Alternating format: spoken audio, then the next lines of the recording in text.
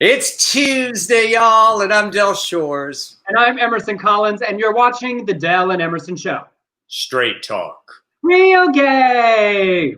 Hi, Del Shores. Hi. Did you know I went out of frame there for a second? Just the director messing with you. Artistic choices. Yeah, I know. Fine. Y'all, we are very excited about our show today. We were doing lots of preparation right before, and by preparation, I mean writing parody hymns and children's nursery rhymes about not wearing masks. Yes, we were singing COVID in the Blood. We thought that, thank you, McGee, for bringing that to my attention. There's COVID in the blood, COVID in the blood. And I was doing, what was it? Go outside and mask it or you'll end up in a casket. You know, so we've been really productive today. I love that expression, mask it or casket.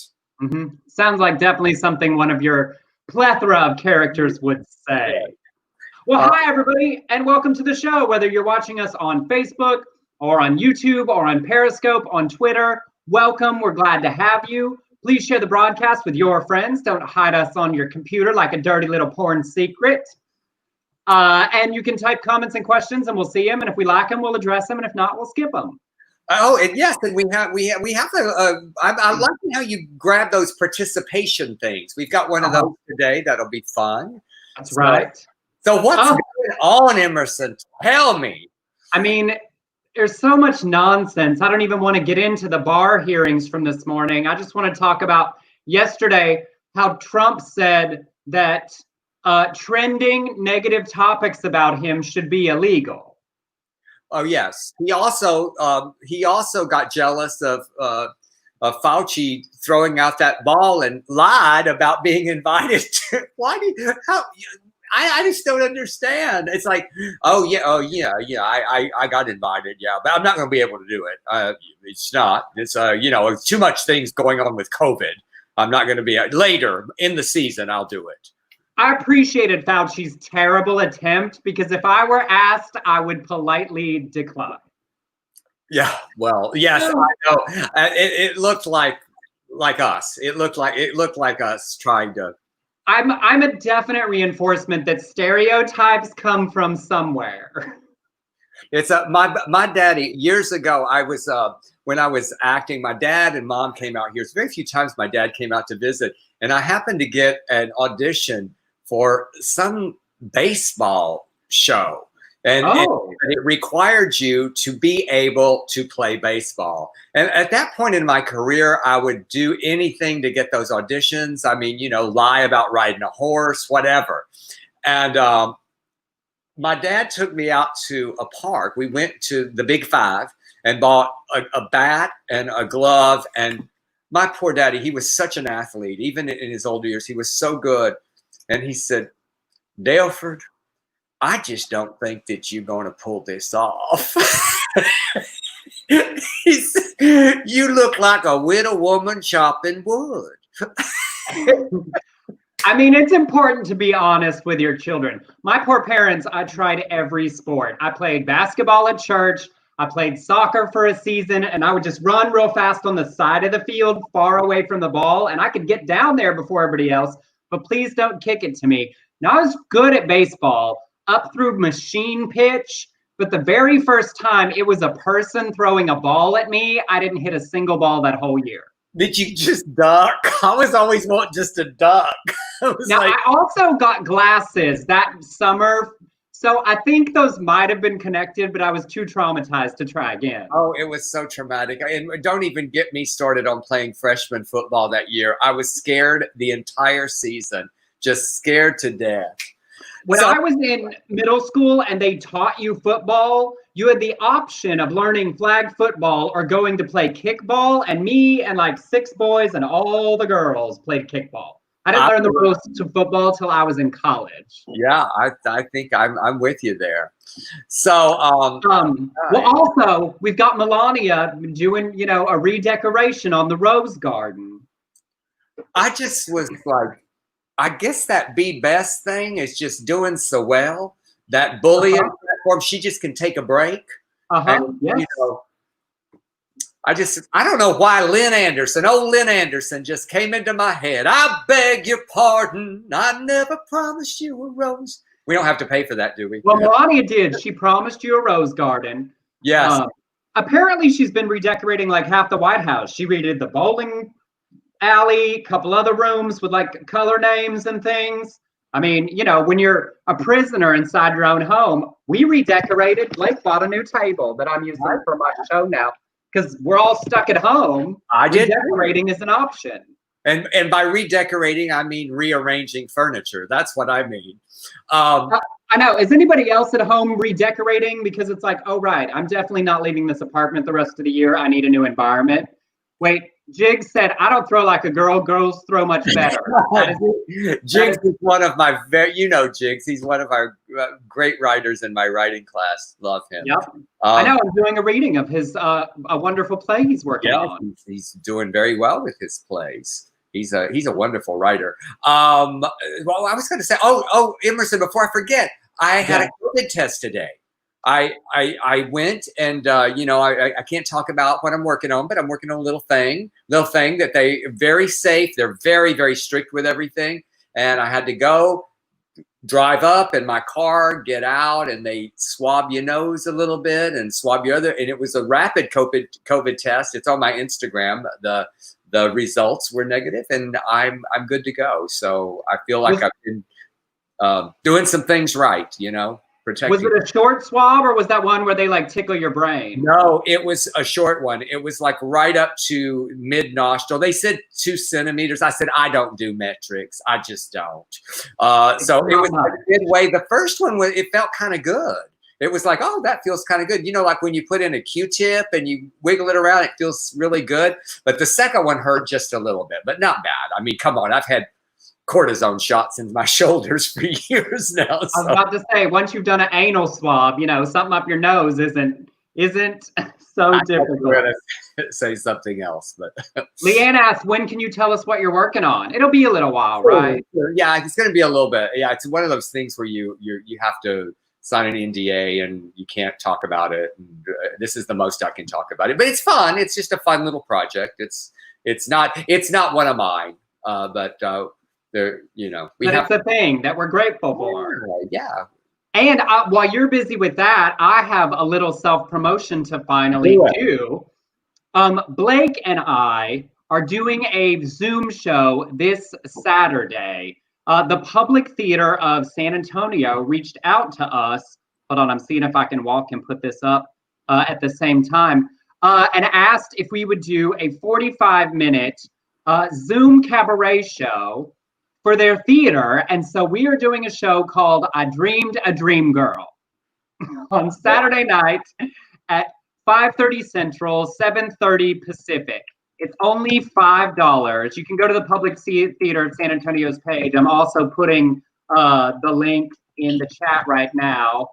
And it's really fun. We've joked since we first started dating that we have no business singing together because I sing like Diet Josh Groban and he's sang in gospel choirs his whole life. So if we did a show together, what would it be like? Well, on Saturday, you will find out. And we can come. It's not just for the Public Theater. We can buy tickets and everything. Yes, that link I just put up is only $5. It's a Zoom webinar. You register. Anybody who wants to come. So come see us. Sing some songs. A ticket the moment we hang up. I'm excited. I just wanted to know, did I notice that the way you did those names were those where someone gets first top billing and then your name's just a little tiny bit higher? No, they are evenly high. Do you know that kind of credit where I love those credits where someone's name's a little higher, but they get the other one gets first position. Yes, stressful credit. Y'all look just hideous on that poster. Just hideous. Just aren't they the most unattractive couple ever? But so we're very excited, and we've come up with an opening number that fits the title that is just absurd. So I hope y'all will join us. It's our first time doing this, and we're excited. And one more time, what time? 5:30 Central, 7:30 Pacific. Okay. I will. For an hour. 45, 50 minutes of song and a little 10-minute talk back, they said. So a quick little hour out of your early Saturday evening. I think I'm free. I'm almost sure that I'm free. No, I didn't send out like an evite because it's awkward if people RSVP no, because you're like, you're not busy. All right. Well, good. Well, we can't wait. And so, yeah, we had, okay, so moving on, we had the Republican HEALS Act that they put it out, and like there's lots of negotiations to go. I mean, there's going to be another little stimulus check. They are real big on cutting back the unemployment assistance, but it seems like they're considering something, which is good, because the Republicans are just convinced people are sitting at home not going to work because they're getting paid too much. Well, the moral of that story is if $600 a week is enough for someone to stay home, the wages where they live and at the job they work at aren't enough. Like, that's right. They're taking the opposite lesson from this. I hate them all. I just hate them. So we'll see how it goes in committee. Yeah, and then I love the part that said that they clarified that anyone who died prior to January 2020 cannot receive the check. So if you died, I just want you to know, if you died before January 1st, you cannot get this stimulus check. But nothing is in stone yet, so maybe. Right. Here's hoping for that necrophiliac check. And it's 98 days to the election, y'all. That's right. 14 days for mail-in, right, Emerson? Yeah, we're inside 100 days, and it's really important that people pay attention. They've said it could take as long as 14 days for mail-in ballots. So the big November the 3rd date, if you're planning on a mail-in ballot, start thinking of October 20th as your drop-dead deadline to return that. We don't want to trust the postal system. They've been screwy with it lately. So really, really, really, if you're being safe and going to be worried and doing mail-in, start thinking October 20th deadline. Inside the 100 days, it's time for us to start activating. You know, if there's call centers we can be on, let's start looking at things we can do at home to support the turnout for this election. It's coming, finally. Absolutely, yes. And there are ways, even like when I was working for the Mike Espy campaign, I could have done what I did down there with the call-in center. I could have done it here in my home. So there are lots of things that you can do by calling, by just contact the offices and see what you can do. Ask them what you can do. So Robert said at $600 per week, you still can't pay rent for that. Yeah, we're going to see a huge crisis this fall. So call your senators, call your congressmen, push on this because they've got to get it done before the August recess. All right, well, what we do here is LGBTQ News and Nonsense. Let's roll on. I know, and one of our favorite things is the drag race. All Stars winner Friday night, Shea Coulee. What did you guys think? What did you think? I was happy. I was very happy. Oh my God, that dance number was fan-fucking-tastic. They all did great. I thought they all did that. They were definitely the right top three. Yes. They really were. I was glad I didn't have to decide because Juju has had my heart for more than a decade. And so I wouldn't have wanted to have to decide between the two of them. And I was thrilled for Shea and thrilled for what she said. And that cartwheel she did in the air was bonkers. And then they brought them all back, and we got a little clarification on the feud. I know it. Clearly, this was all India. Yeah, India. I don't like India. I just don't like her. I do not like India. India, if you're watching, I don't like you. I choose to see it as I don't feel that strongly about any reality television character because they're just figments in a drama that I enjoy. I'm sure if I saw her in person. But when she was busted, that face was like, well, ooh. It was. I will say that eggplant romper was a lot. It was a lot. It's not a pretty woman either. Although I've seen on the Instagram, she is smuggling an eggplant. So I think she was advertising. She's what? Smuggling an eggplant. In her drawers. Oh. Her penis. The egg. That's the emoji. On Instagram. And the eggplant emoji is used as a... I got it, Emerson. Thank you. And I also love that all the queens got to wear their finale gowns. I loved the big finale runway. I just thought it was a great final episode. It was nice. And then random bit of trivia, Shea Coulee started an OnlyFans. Not for what you think. she's going to be showing like drag content. I know we all think of OnlyFans as just at-home amateur semi-professional porn, but no, no, no. It's for any kind of fan. So it's free if you want to check out Shay on OnlyFans. I in didn't between know checking that. out models. I thought it was for porn OnlyFans. No, it started just to be a platform for people to connect with their fans. But because there were no rules, people doing porn got there and made it well known for that. Maybe I'll start an OnlyFans. Go ahead. People be like, where's your penis? Yes, unfortunately, that's what. So what else, Emerson? You got the next one. The RuPaul's Drag Race Vegas review. Yes, it's if you don't have enough of the drag race, which I can't get enough, I just cannot wait for it all to start. There's a Vegas review. It premieres August the 21st on VH1. 6 episodes, docuseries revolving around RuPaul's Drag Race Live residency. And it documents what's happening on stage for the residency and also behind the scenes. It features Evie Oddly, who I love, Asia O'Hara from the Rose Room, Derek Barry, Cameron Michaels, who we love, Naomi Smalls, and Vanessa Vanjie Mateo. So, yeah, and then Drag Race Holland is later this year. I know. There's some people talking about, it's too much Drag Race. And I'm like, no, I'm watching Drag Race Canada right now. I watch Drag Race Thailand. I can't wait. I will watch the Drag Race Holland. Where do you watch it? On the computer? Wow Presents Plus on their app. It's like $3.99 a month. Oh. Uh-huh. All right. Jonathan said, love Drag Race, but I think Vegas doc is too much. I hear it. I don't receive it. I'm like, yes, give me more. Jonathan. Well, Jonathan, just don't watch. That's what's so great about those remotes. Just turn it off. That's exactly right.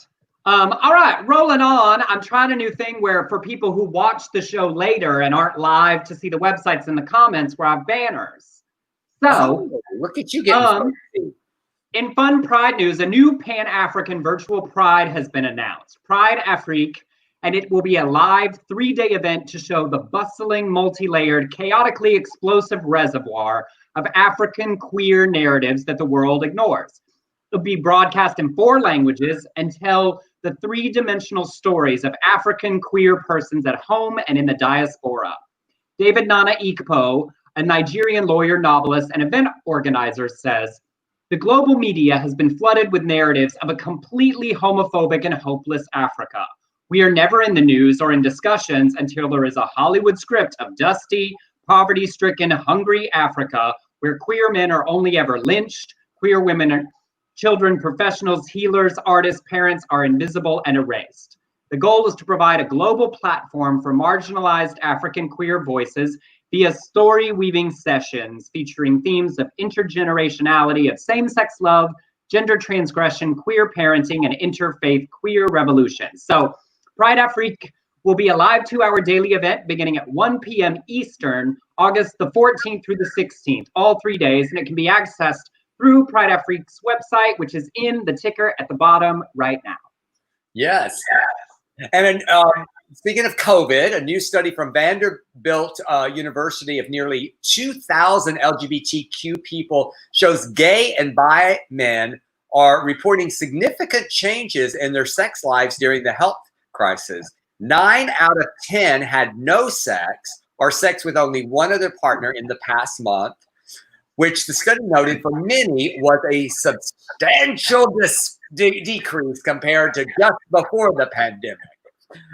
In the first month of the pandemic, 59% of gay and bi men had no sex at all. Of those who had sex, 78%, you know I love numbers, had one partner, about 35 engaged in masturbation, and 12 abstained, citing stress. Among those... Wait, before you go on, 35% engaged in masturbation. That's only 1 in 3. I assume that's on top of the sexually active people. Must be, because I can't imagine that's the case. I mean, just like sitting at home. I tell all of y'all in the room, let's just take a poll. Do you masturbate during this COVID crisis? I certainly do. I have gone through every Pornhub video I can find. So now it says, where did I leave off? Among those looking for a new partner, 69, I love that, 69% said it was extremely important that potential partners be taking precautions when going out, like washing their hands, and 47% wanted a new partner to have sheltered in place for 14 days with no symptoms. That's a staggering amount who are asking for that. Participants also thought it was important that potential partners tell them about their sexual activity. Now, I just feel like that was just to get off. Tell me about what you do. Describe it in detail. Yeah. Well, And then that's okay. Okay, keep going. And right here on your chest. Okay.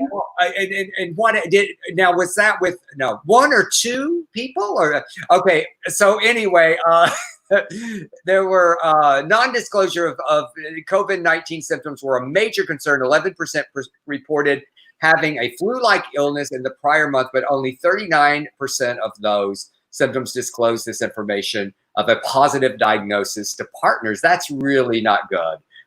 And I did a little further digging because I wanted, there were people who I've talked to, and they said, well, there are positions, like the reverse cowgirl, which I guess in our case, the reverse cowboy. So if you turn the person around, that would be no. Doctors say no. That the breath is still within that, 6 feet, no matter what. And if you have a mask, the doctors are saying that they recommend you stay inside your home. This is Cosmo, according to Cosmo. Use a vibrator, masturbate, have virtual sex instead of going out and having sex with other people. Well, because if you're doing it right, you're panting, and that's a lot more breath exhalation. Right, even through a mask. And the serious part of that is, like, some people who were sick were not even disclosing to partners that they don't, y'all be safe, be smart, be like, anything from the AIDS pandemic. I mean, anything. Come on, that's disgusting. Michael Taylor Gray said, fleshlights and flashlights. Mm-hmm. There you go. Like, get your toys. I mean, let's be honest though. All of these things go together. Mental health, we've talked about a bunch. Sexual health can have a lot to do with mental health, physical contact, people that live alone. There is a real mental health aspect to not having physical touch. And as we extend in all of this, as people start considering what's the balance between, I'm being serious, you can cry about your... I know, you just were describing me. People who I care. Yours. But whatever, it's just like safer sex in regular life. There are certain risks that are less dangerous than others. Meeting with a friend on a patio that's open air and staying socially distant. Consider the risks of the interactions that you choose to engage in, all the way up to, and that includes sex. Is it a partner that you know what they've been doing? Do you know that they've been quarantining at home? Do you know this person's routine? Are they going only to the grocery store and being safe? There are risky but safer decisions that can be made if your other kinds of health are, and these factors. Just really think about that. Yeah, and maybe, if you've got a big living room, you could put a few chairs 6 feet away and have just a nice circle jerk. I'm just saying. I still say that face-turbation is still the best option. Get on that FaceTime and go to town. Yes. Okay. Hold on, Douglas. I normally bird dog for pussy, but I'd masturbate to Jimmy Dale Watkins. Oh, thank you so much. Jimmy Dale, he had, Jimmy Dale's on Instagram this week. He loves bird dogging for pussy. Just loves it. Yeah. He crossed the street from Brad Pitt. And real quick, out of Arizona, the Maricopa County, where Phoenix is, has realized that being bigots is expensive. Their former Attorney General, Bill Montgomery, tried to block same-sex couples from getting free adoption legal services, which his office offered to opposite-sex couples. Instead of paying for those couples through his office, they would pay for them to get help from an outside firms. That's how much he didn't want to help. Well, they got a new Republican attorney, Alistair Edel, who reversed the rule. She said, gay marriage, that's old news. If a gay couple wants to adopt under this, they can. Also, it will save the county $750,000 per year. Once we realized how much money we were saving, not only for taxpayers, but getting children out of the system and into loving homes, this was something we absolutely had to do. Y'all, if we can't appeal to their humanity, we'll appeal to their pocketbooks. It's That's right. expensive to be a bigot. That is, it is. So this is a little follow-up story. In June, we told you the story about heavenly creations. And Ketchikan, Alaska? Ketchikan, Alaska. And they remember this, they wouldn't provide flowers for Tommy Varela and Stephen Kosak. So the town came out to protest, and I just love it. They got their flowers from Safeway instead. Well, earlier this month, the city council unanimously, this is what I love about this story, because it's like bad things, good things happen. Change happened because of them. The city council unanimously passed an ordinance prohibiting discrimination against LGBTQ people. Heather Dalen, the owner of Heavenly Creation, she's not happy. Here's what she said. She said, marriage is one, I'm going to do it without a Southern accent because she's in Alaska. Marriage is one of the 7 sacraments where the Lord Jesus Christ is present. For you to pass an unnecessary ordinance to try and force myself to participate in a ceremony that violates not only God's holy truth, but also strips me of my rights as an American tax-paying, law-abiding citizen is unreasonable. But Tonga's historical museum curator, Ryan McHale, told the council, much like their pro-slavery predecessors, segregationists during the Jim Crow era cited scripture as justification for maintaining racial segregation and inequality. There is little that distinguishes the religious freedom claim of today from those of the segregationists who argued that they should not be forced to hire, serve, or associated with African Americans or Native Americans. And if you really want to go back even further, there was justification for slavery. There are scriptures in the Bible that talk about slavery, and slaves must obey their masters. So the city's new ordinance prohibits discrimination in employment, housing, and public accommodations, and goes into effect next month, all because of you heavenly creations being bigots. So go fuck yourselves. I know, I love it. Sorry, your bigotry made sure that the town said, oh, no, not only can you not do this, no one can do this. Boop, boop, bye. And thank you, Safeway. Yeah, big, yes, Safeway. That Safeway florist is so excited. All right, and by the way, Tot said it's pronounced Ketchikan. Ketchikan. Ketchikan. Thank you, Robert. Can of beans. All right, I found this interesting because, as y'all know, as I've discussed before, after a very sort of wedding, I drove 2,600 rides for Lyft in 7 months. A new study out of Indiana University may be the first to show definitive indication that support for LGBTQ equality can trigger bias against a rider in rideshare. Researchers found that biases against underrepresented groups and those who indicate support for our community continued to exist after drivers accepted a ride request, when the rider's picture would then be displayed. In the study, they randomly manipulated rider names using those traditionally perceived to be white or black, as well as profile pictures to observe drivers' behavior patterns in accepting and canceling rides. To illustrate support for LGBT rights, the authors overlaid a rainbow filter on the rider's picture profile. Well, they found underrepresented minorities are more than twice as likely to have a ride canceled than Caucasians at 8% versus Caucasians at 3%. Riders who show support for the LGBT community, regardless of race or gender, also experience significantly higher cancellation rates. So they found a way through this test to show that if it is clear that you are LGBT or actively activist supportive of LGBT, you are more likely to have a ride decline, in addition to the more than double chance as a minority that a ride would be canceled after it was accepted. I guess they missed that we tip better. And I gotta tell you, in the like 50, 60 hours a week that I was driving for Lyft, you have to really want to be a bigot as a driver to cancel a ride. Because when you cancel a ride, then you have to wait for another one. But if you're driving, oftentimes you get your next ride as you're dropping someone off. So you have to want so badly not to pick up that black person, that queer person, that Mexican person, to be willing to cancel it and wait for a different one. I mean, that's active, specific bigotry. I never denied a ride once in 7 months. I was like, yes, money. I haven't had a bunch canceled, but it has nothing to do with me being gay. It has to do with this where I live. They don't want to come up this hill. Oh yeah, no, they see that up that mountain and they're like, no. Oh no. So all right, this is oh my God, this story. 69-year-old Reverend Doctor William Weaver served 39 years as a minister at the Linden Presbyterian Church. He now faces a lawsuit by 4 former parishioners, 3 men, 1 woman, who claim that the Presbyterian minister sexually assaulted them when they came to him for spiritual counseling. According to documents, Weaver asked the 3 men to strip naked and lay down.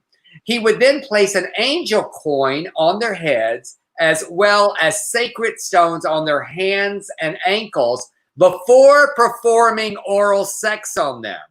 Weaver allegedly told his victim that he needed to suck the demons out through their semen and that the ritual had come from Native American lore.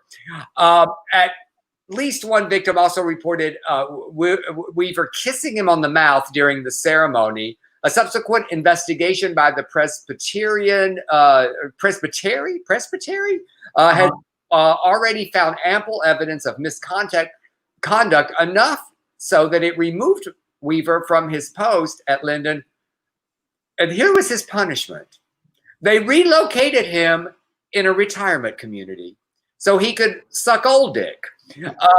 Church officials also revealed that investigators also found gay porn on Weaver's church computer. Oh, Reverend Doctor.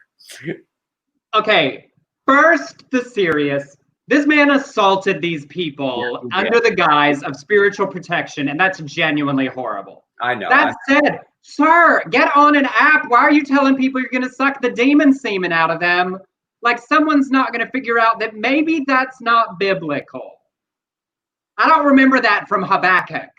It's in Titus. It's in Titus 3.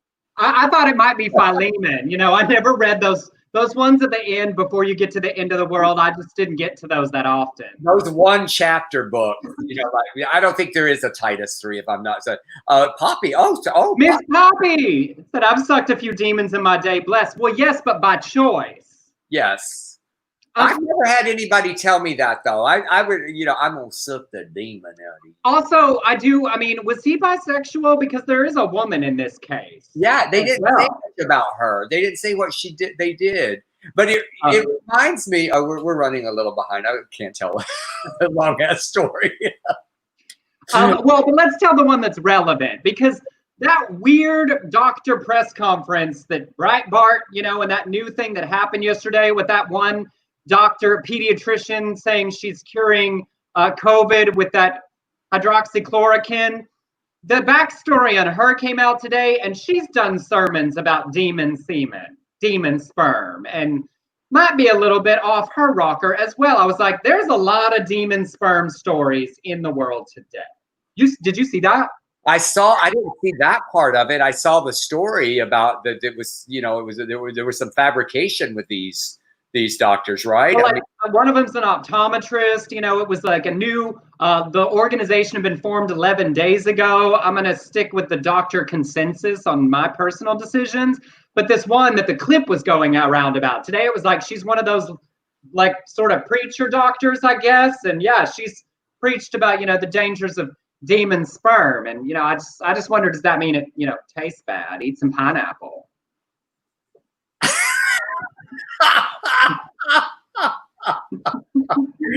Oh, I hope we're not. Philip, Are we losing viewers or are we gaining them? That's what I want to know with this show. It goes up and down. Philip said, I think found some demon sperm in the guest room. Philip, I have no comment. I guess it brings the whole new meaning to the term succubus. What did kids say? Or was that an accident? No, that was just an accidental click. Wow. He said she has a whole deal about demon husbands causing cancer and stuff. Nut job. Well, yes, sperm. Nut job is the point of these stories. All right. Well, before we get totally off the rails, and if you enjoyed our demon semen discussion, we do the show for free so that everyone can join us, be a part of the comments, and the conversation, but it is a lot of work. And if you are sitting on a pile of money and you've donated to all the important causes and you want to throw a little dollars our way, I'll take it. You can send us on Venmo at Emerson Collins or on PayPal to beardcollinshoresproductions@gmail.com. It's in the ticker at the bottom. It's appreciated if you can. It's not expected or required. Sharing the broadcast and participating, and those of you who chat along with us and those who watch later, hi, we appreciate you too. So that's those. And as you can tell, our work is our play as well. We have a very good time doing this. So thank you for watching and letting us be. Erica said, Emerson must be feeling better. I know, I've been sharing my mental health journey. I'm right at the 2-week mark of my new pilling. I had every side effect you can possibly have, but they're almost all gone. I won't tell it to y'all as frankly as I told it to Del earlier, but yes, I am feeling my energy level is coming back, so thank you. In Real Stories, I wanted to share this. I would hope you'd have heard of him. In a new interview, the first out gay Indian prince, Manvendra Singh Gohil, is calling for an end to conversion therapy after revealing he was a victim of it, and it's still legal and widely practiced in India. He said when he first came out, his parents were not supportive. He says, the first thing they tried to do was convert me. They wouldn't accept me as a gay child. The conversion therapy he went through included electroshock treatments. He explains, they tried to ask the doctors to operate on me. They took me to religious leaders to ask them to cure me. Indian parents are fearful of society, relatives, neighbors. I always say coming out to their parents is easier than parents coming out about their LGBTQ children to the rest of the world. He came out very publicly in 2006. It was a very big cultural explosion, and he now runs a trust that provides HIV/AIDS education and prevention to men who have sex with men. And he says women have it far worse, saying lesbians are treated so badly. I've known cases where family members will rape the child to prove she can have sex with a man. That proves you're a heterosexual. He's a huge important figure in the LGBTQ community and fight in India. And a great example, and him talking about his conversion therapy story can begin that fight there as well. So a very exciting and important leader in our international community. Absolutely. And this is another follow-up. We told you about Shannon Bennett, the gay Broward Sheriff's deputy who died of COVID-19 in April. And there are 2 developments in the story. First of all, the police chief, Dale Engel, who was accused of saying Bennett died of COVID-19 because he was a homosexual who attended homosexual sexual events and had a serious underlying disease which abrogated the COVID-19 virus, has announced that he's retiring. Good. The second development is that Bennett's family has been denied insurance benefits covering his death. Insurance giant AIG denied the family's claim for accidental death in the line of duty last month. According to AIG, Bennett's death didn't occur in the line of duty. Rather, his death was caused in whole or part by, or resulted in whole or part by, sickness or disease, specifically excluded under this policy. The Broward County Sheriff's Office joined the family in protesting the denial, as the office believes Bennett contracted COVID-19 while on duty. The BSO also sent an appeal on behalf of the family, which also was denied. AIG acknowledged that Bennett did likely contract the virus while in the line of duty, but held to the decision not to honor his benefits. Broward Sheriff Gregory Toney said in a statement, one of the most difficult tragedies to endure in this profession is a line of duty death. We are committed to helping the Bennett family. We pay thousands of dollars each year for this insurance, and I'm extremely disappointed that AIG is denying this claim. We exhausted all appeals. I have directed my command staff to review our contract with AIG. We hope to have further dialogue with AIG. They recognize the global impact in the message they are sending to our first responder. After I read this, Emerson, after you sent this, I went on Twitter and I found AIG and I copied this story's link and I went to their page, and they're, like many of them, they're praising themselves for doing food banks during COVID. And I tweeted, and yet you denied benefits for, what's his name, Shannon Bennett and LGBT. So if you want to click my Twitter account. It's just at Del Shores, and retweet that, because we need to let AIG know that they are, yes, as Danielle Paris said, as a former AIG employee, I can attest that AIG is evil. That is an evil, horrible thing. Please go to my Twitter and retweet that. Because I think about all the trauma his family and fiance have been through. He got sick at work through defending his community. Then his supervisor said he got it from going to gay parties, doing gay things, basically, while he was sick. And then he died. And now the benefits he's supposed to get for risking his life won't be paid out by an insurance company that's looking for all the fine lines. They can say, well, it came in part because of something, it wasn't exactly because of the job, looking for any excuse. I do love, though, that after the bad experience with the former deputy, that the sheriff's office is fighting for the benefits on behalf of his family. So it's nice to see them doing the right thing in support of his family. And it seems like to me that this horribly bigoted sheriff that made those awful comments, he retired, but I assume that he was asked to retire. I mean, it seems like... Yeah, he is still getting his benefits, but at least he's gone. He's gone, yes. So... all right, well, in a study that's important, as we talk about diseases, GLAAD released a new study showing sort of mixed results on current attitudes toward people living with HIV. And it also demonstrates how much education there still is to do to reduce stigma. 88% of people said others were quick to judge people living with HIV. So there is empathy there. But 59% also said it was important to be careful around people living with HIV to avoid catching it. So more than half of people don't understand basic HIV transmission or management. Barely half of those who responded felt knowledgeable about HIV.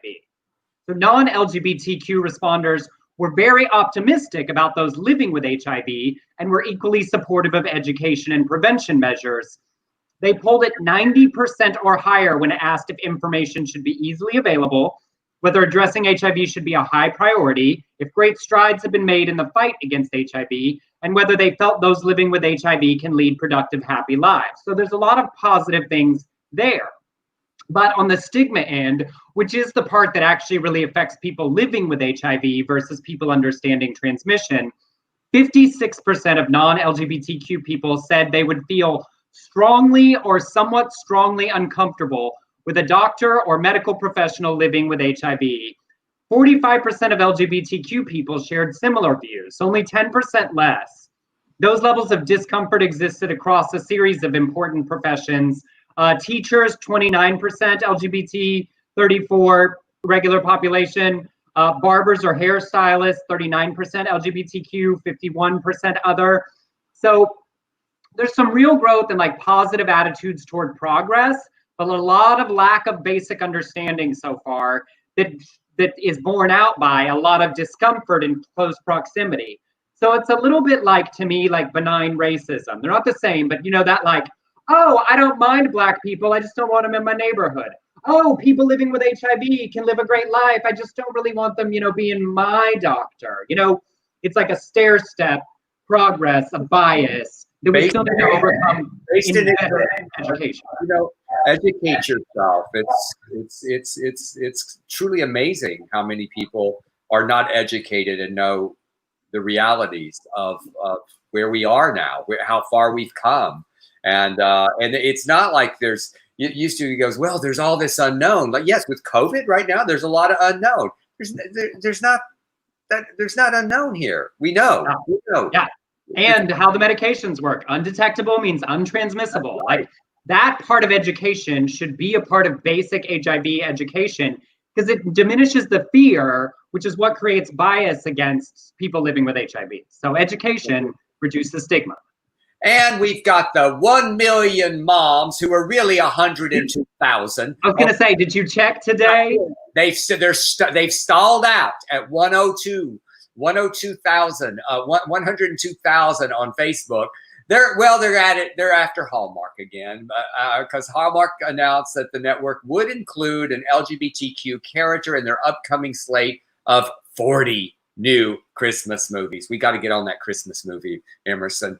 They are calling for a boycott of all things Hallmark, saying the once conservative network has recently caved to LGBTQ pressure and has done a 180 from the wholesome content the channel once aired, and the network is now catering to the left.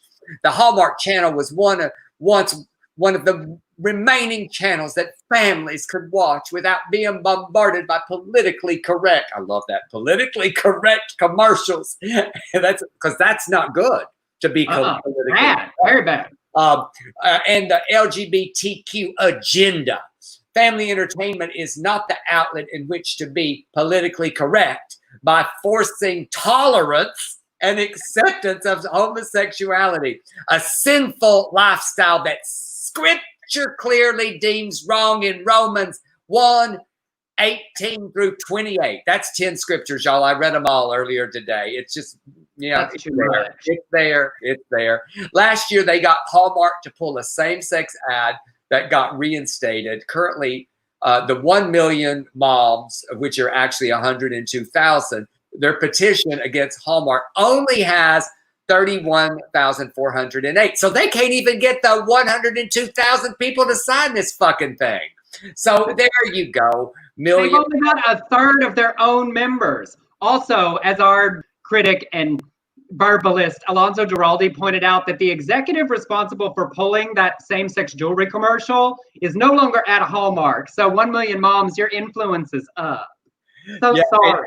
And I was thinking about, moms and those moms marching up in Portland and how now they have filed a lawsuit against the attorney general. They are not fooling around doing good shit. So, yeah. Michael said, you should make a very sort of Christmas for Hallmark. Oh, yeah. I'm sure that they would just jump on that. I feel like the sinful category is not, they're a little wholesome. I just like Hallmark Christmas movies are like a crate and barrel, and our world is more like a Cracker Barrel. It's true. But but with Mr. Jordan's big popularity, who knows? Maybe Brother Boy in a Santa hat would work. And it would be the elf. For me, it would be Merry Sorted Christmas, not a very sorted Christmas. It would be Merry Sorted Christmas. But to be clear, Brother Boy would be the elf. Not he would be the elf. Yes, he would be the elfette. Carla just said, watching Southern Baptist Sissies. I love it. I'm so glad. It makes my heart warm. I've gotten a bunch of messages. A bunch of people have rewatched it while sitting at home. All right, this next one is just a feel-good inspiration. I try to find a wide variety of stories across our community, hard news, current news. This one's just an inspiration, and also because there's so much negative trans news often. Erin Parisi is on a mission to be the first trans person to climb the world's 7 summits, the tallest mountain on every continent. At the top of her 4th, Aconcagua in Argentina, she took a pink, white, and blue trans flag out and held it aloft. She says, I'm thinking that right now, the person that's standing highest on the planet is a trans person. And the highest flag, the highest banner is the trans flag. I just held it high and proud. I don't know who noticed or who cared. She started the summits in Australia a year before. Her journey through this was amazing. She rented a camper in Australia, bought some Australian wine, like you do, and took a solo trip across the country. 10 days after she got home from Australia, she flew to Tanzania to climb her next big peak, Mount Kilimanjaro in Africa. Now, because gay sex is illegal in Tanzania and it can be dangerous to be visibly LGBT, she decided to go stealth during that climb. 2 days before she left, she was walking her dog in her own neighborhood and was beaten up by 4 people. She went on the trip anyway.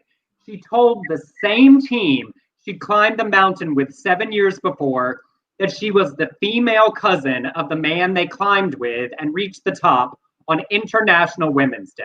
Same group, 7 years later, her new life. And then at Mount Elbrus in Russia, she climbed with a group of British women and did not come out as trans to them. At the top, she made a T symbol with her hands to avoid any of the Russia's anti-LGBT propaganda laws. When she got home, she had a flood of Facebook requests from the British women she climbed with, and she was nervous but she accepted the request, and they were all so excited. They loved understanding what she's doing, and the responses were fantastic. So now, 3 years after her divorce and her transition, she's done 4, leaving only the highest peaks in Antarctica, North America, Mount Everest. She's fundraising for that trip and told Monica Helms, the U.S. Navy vet credited with designing the trans flag, she'd be taking one with her, saying, "When I look at Everest, I really very much see it as our way to be resilient and to show that every story of strength and recovery and resilience." So I got a little banner. She's halfway to her goal to climb Mount Everest, because that's the really expensive one. So her GoFundMe campaign is in the bottom there, and I'll show you the photo of her up at the top of Mount Elbrus in Russia with her sneaky tea, celebrating her iconic, accomplishment as a trans woman on this journey. I just loved it. It was inspiring. It was exhausting imagining doing that. No, I cannot. Like, I just cannot. That's too much. I was tired. I like you. I was just tired listening to this story, but I love that she had a very specific amount of a goal, like $29,000. Like 29,000, and it's also in the chat, you guys. And she's up to over 13,000. So good for her. Yeah. All right, on the a subreddit called Ask Gay Bros. I just love the name. Ask Gay Bros. Someone asked, what was the worst date you've been on? Oh my God, I have so many. Tell us your worst date experience while I read these. All right, this is where you could participate. Y'all. Yeah, y'all give us some bad dates. I want to hear your worst date stories. So one said, I had a date to go to the movies. I picked him up at his place because he didn't have transportation. He wore a ratty old jean shorts, an old t-shirt, and a bandana on his head. He smelled so bad I had to put my convertible top down as soon as we got to the first traffic light to get away from the smell. Luckily, it was a nice day. We did not share popcorn. Now, can you imagine that? The smell is so bad you needed to put the top down on your convertible. I can't believe you let him get in the car. I would not. I would say I can't. I'm a delicate flower. Some people's candles are too much for me. I would have been like, I'm so sorry. I just remembered I don't want to do this. Then there was another one who went out with an architect who spent the whole time shitting on Antonio. Is it Antonio Gaudi? Is that the way you say it? I don't know. I'm not looking at it while you read it. I'm sorry. For starting a building he wouldn't live to finish. Gaudi died in a tram accident. Then they made a fuss about splitting the check. Well, you know my story about the Groupon date. I know, but like, what an asshole. Like, he started a building he wouldn't live to finish because he died. And he was in a tram accident. It wasn't like he had, like some terminal illness that you go. He did not know that it was coming. He had cancer. He shouldn't have started that. He had it anyway. So one guy went out with a guy who was super handsome and totally my type, he said. And a few hours later, when I asked about his aspirations and where he saw his life headed, he looked me straight in the eye and told me he was looking forward to marrying a woman and settling down back home. I was young at the time and I didn't know what to do, so I just stayed quiet the rest of the evening, and so did he. And eventually, I just left. Good stuff. I mean, like, can you imagine? Like, oh, this date's going so well. I'm really excited about marrying a woman and settling back home. So I'm just sowing my wild gay or bisexual oats, I guess.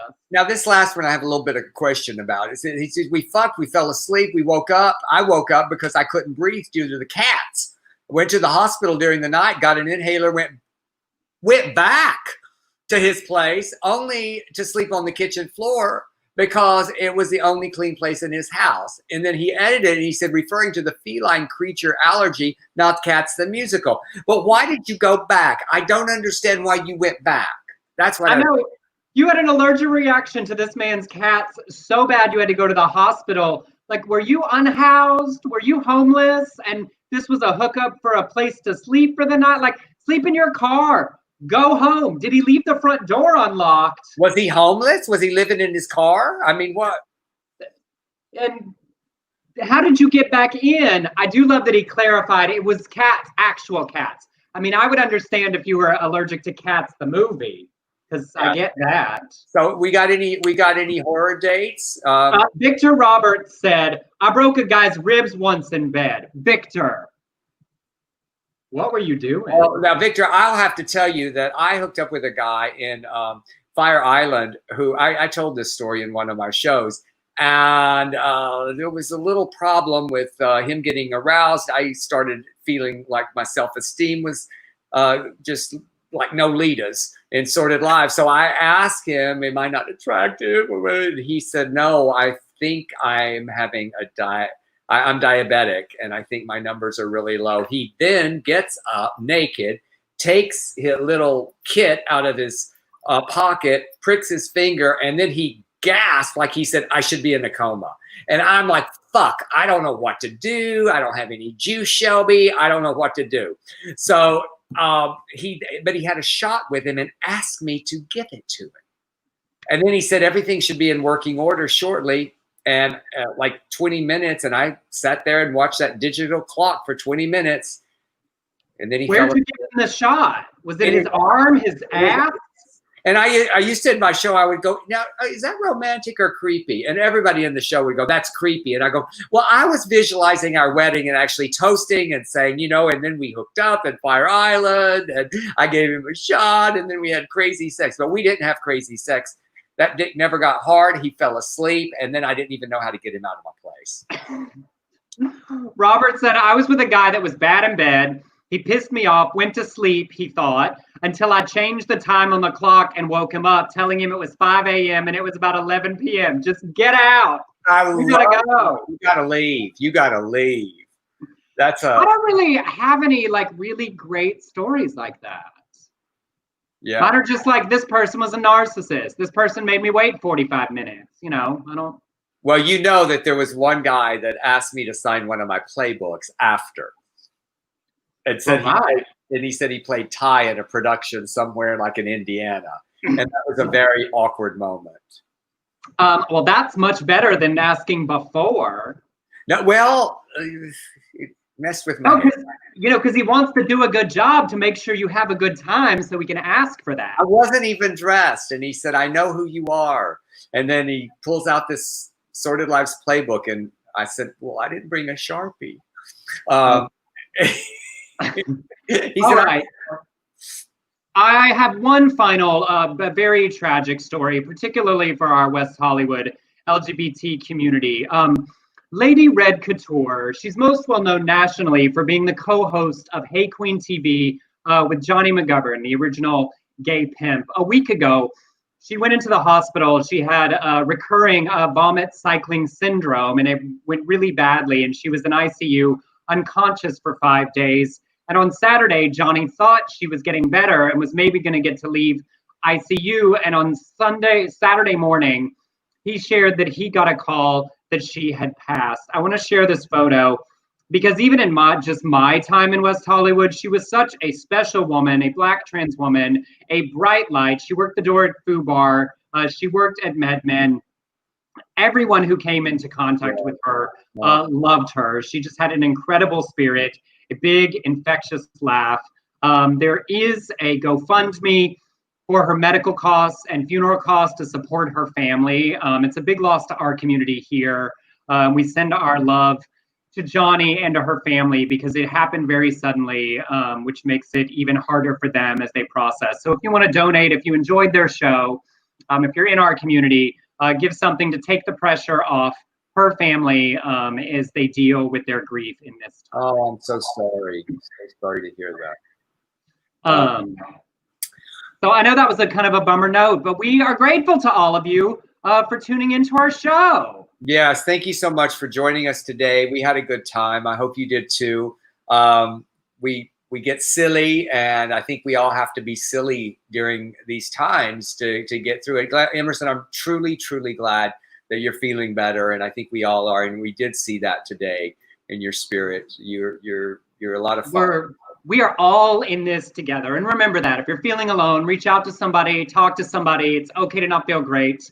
Thank you to Allison and Jigs and Jonathan for your Venmo contributions today. If you want to support us, Venmo at Emerson Collins below, PayPal beardcollinshoresproductions@gmail.com. Thank y'all for tuning in. Yes, thank you so much. We will see you next time. Y'all stay safe. And come see me and Blake sing some songs on Saturday. Yeah, Saturday night, 5:30 my time. No, 5:30 my time, 7:30 Central Time. And y'all do the math on all those other times.